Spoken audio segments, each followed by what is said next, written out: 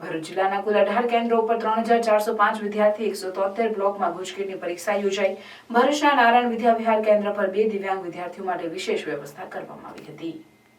બાર સાયન્સના વિદ્યાર્થીઓ માટે મહત્વપૂર્ણ એવી ગુજકેટની પરીક્ષા માટે ભરૂચ જિલ્લાના 3405 વિદ્યાર્થીઓ માટે 18 કેન્દ્રો પર શાંતિપૂર્ણ માહોલમાં યોજાઈ હતી, જેમાં સવારે ભૌતિક અને રસાયણ વિજ્ઞાન, જીવ વિજ્ઞાન, ગણિતની પરીક્ષા યોજાઈ હતી।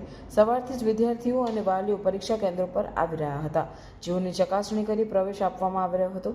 તમામ પરીક્ષા કેન્દ્રો સીસીટીવી અને પોલીસ બંદોબસ્તથી સજ્જ જોવા મળ્યા હતા। ભરૂચના નારાયણ વિદ્યા વિહારના પરીક્ષા કેન્દ્રો પર 400થી વધુ વિદ્યાર્થીઓ માટે વ્યવસ્થા કરવામાં આવી હતી, જેમાં 2 દિવ્યાંગ વિદ્યાર્થીઓ શાંતિપૂર્ણ માહોલમાં કોઈ પણ ડર વગર પરીક્ષા આપી શકે તે માટે વિશેષ વ્યવસ્થા કરવામાં આવી હતી।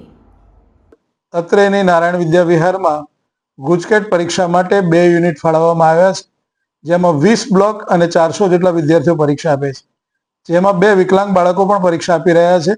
એમના માટેની અલગથી વ્યવસ્થા અત્રે ઊભી કરવામાં આવી છે અને બાળકો ખૂબ જ શાંત વાતાવરણમાં પરીક્ષા આપી શકે એ માટેનું આયોજન કરેલું છે।